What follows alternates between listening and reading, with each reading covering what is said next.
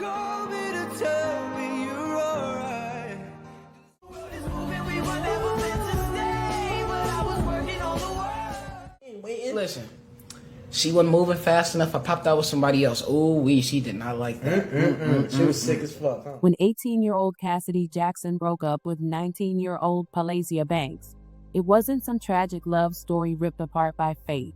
It was a young woman exiting a situation that had confused toxicity for passion and chaos for commitment.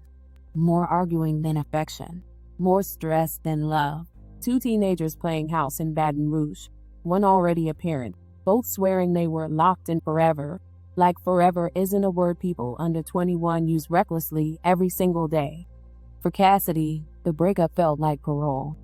Freedom papers stamped. Fresh air. New peace. Even a new bay, because life, shockingly, does not end when you stop arguing with the same person every day. Cassidy did what people are allowed to do after a breakup. She moved on. For Palacia, however, this was not a breakup. This was a crime against her emotions, a betrayal of destiny, a violation of whatever imaginary contract she believed Cassidy had signed by loving her once. In her mind, Cassidy wasn't an ex. She was property, her person, the love of her life, the plot twist she never consented to. So Palacia did what emotionally unhinged people with Wi-Fi do best. She took to TikTok, a parade of sad posts, cryptic captions, hurt but healing energy with absolutely no healing in sight. Each video a digital bat signal hoping Cassidy would feel guilty enough to double back and resume her role as the emotionally supportive partner. Except Cassidy did the most disrespectful thing possible to someone who thrives on control. She ignored it. No replies. No explanations. No nostalgia-fueled midnight texts. Just a block button and forward motion.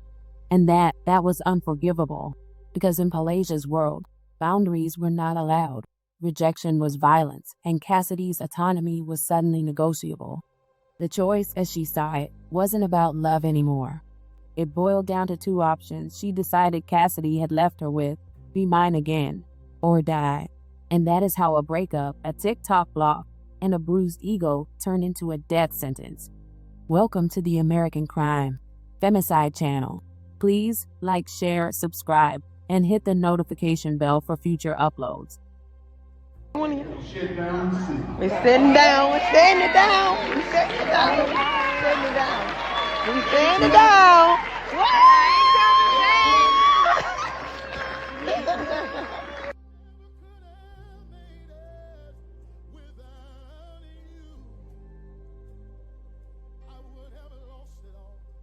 Back in the spring of 2025, Banks' mother was doing what proud parents do best, taking a victory lap.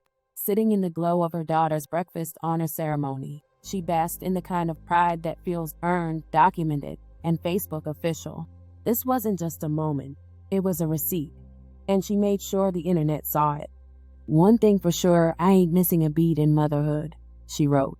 "I really did my thing this year, and the best part about it is I did it on my own. Can't nobody say they gave us shit." Lay, her nickname for Palacia, "I'm so proud of you, girl. It's only the beginning. You have set a great example for your siblings." It read like a resume for motherhood. No excuses, no help, no apologies, just pride. And on paper, Palacia was impressive. She was known as studious, hardworking, and determined to be more than the environment she grew up in. An environment marked by gang violence, dysfunction, and a kind of poverty that forces kids to mature faster than they should. She didn't romanticize Baton Rouge. She wanted out, and she worked diligently toward that goal, believing discipline and ambition could outrun geography. But socially, Palacia existed on the margins. She was introverted, awkward, a self-described nerd, not particularly sought after by boys, not fitting neatly into the narrow definitions of desirability handed down to young women. As she grew older, she gravitated toward women instead. Eventually, she embraced the label of a stud, a woman who dressed and presented in a traditionally masculine way while dating other women. Her transformation was visible. The playful older sister energy faded into something quieter, more inward. She became increasingly private, focused on school, identity, and romantic attachment outside the home. At first, no one thought much of it. Teenagers change. They experiment. They reinvent themselves. That's normal. What wasn't normal, what no one clocked in time, was how deeply Palasia tied her self-worth to romantic possession. Enter Jackson. Cassidy was similar to Palasia in some ways. She was also young, hardworking, family-oriented, and attracted to women. But that's where the similarities ended. Jackson was a mother. She had a 3-year-old son and responsibilities that did not pause for teenage romance. She was lively, outgoing, and ambitious in a way that required movement, not fixation. Jackson was a hairstylist, braider, wig installer, hustler. TikTok was her portfolio, her platform, her advertisement. She showed her work proudly, talked about her goals openly, and dreamed of owning her own salon one day. Every head she styled was a step closer to independence, to money, to moving her son and herself out of her mother's house and into something stable. She loved being around people, loved filming videos, loved laughing, loved living, and for a while, she loved Palasia too. But what Palasia thought was forever was really just puppy love on steroids, intense, emotional, immature, and unsustainable. They were not the same kind of girls, and in this case, opposites didn't attract. They collided. Palasia was territorial, jealous, controlling. She monitored who Cassidy talked to, who she spent time with, who had access to her. Cassidy, on the other hand, didn't take romance that seriously. Her emotions were reserved for her child and her money. Everything else was temporary.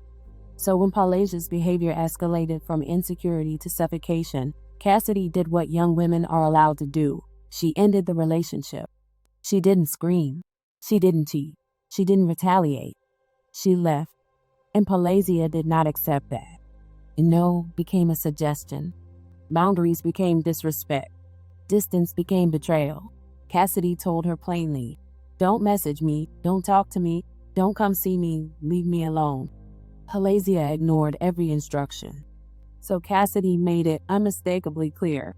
She blocked her everywhere. That block was not just digital, it was existential. What followed was a public unraveling. Palasia flooded TikTok with dramatic, despair-soaked videos. One moment she hinted at self-love. 12 hours earlier, she posted that she no longer wanted to be here at all.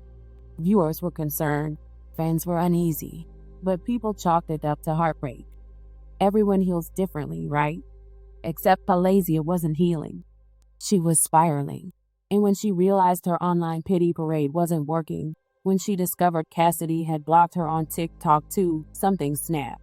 Her ego bruised, her control gone, the fantasy shattered.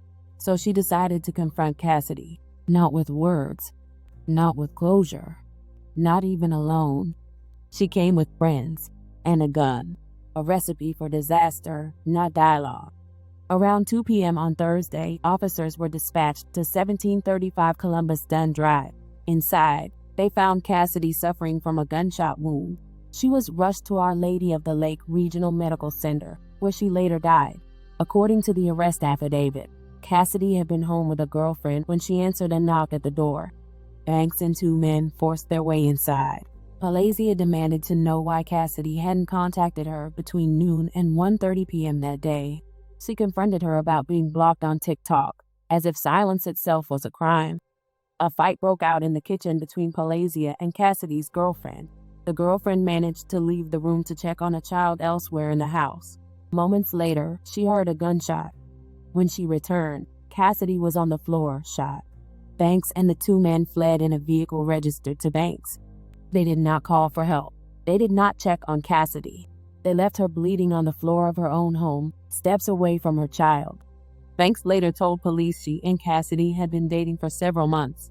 The girlfriend told investigators they were not together. Banks also admitted she had borrowed the gun from a man in the neighborhood to check on Cassidy. At one point during the confrontation, the gun fell from Banks's pants. Cassidy pushed her out of the house and slammed the kitchen door shut. Banks responded by shooting through the door.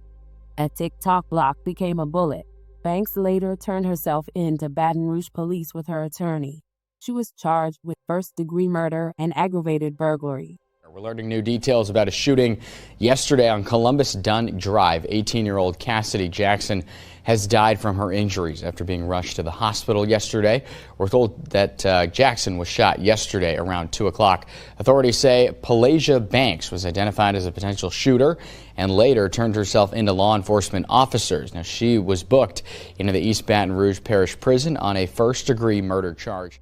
After the killing, Cassidy's mother took to social media. Her grief raw, unfiltered, volcanic.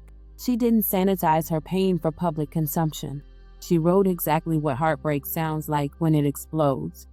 My firstborn child, Cassidy Renee Jackson.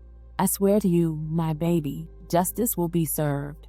Didn't give a fuck about her 3-year-old son in the next room. My heart feels like a broken glass in a box. Her daughter was gone. Her grandson was traumatized. And the killer had walked into her home like she belonged there. It's impossible not to notice the contrast. Just months earlier, Pelasia's mother had been celebrating her daughter as proof of successful parenting. Now, that same daughter stands accused of murdering a woman she claimed to love, facing the possibility of life in prison or worse. Pelasia may have been a good student. She may have been ambitious, but she was also a toxic, jealous, controlling partner who believed love meant ownership and rejection meant annihilation. And for that, she must be held fully accountable. Cassidy had just turned 18 at the end of October. She never got to experience adulthood beyond survival. She was a mother before she was allowed to be a woman. She was building a future she'll never get to live in. Her son will grow up with memories instead of milestones. She didn't die because she was reckless. She didn't die because she was cruel. She died because she said no and meant it. Because someone mistook a boundary for a threat. May Cassidy Jackson rest in peace.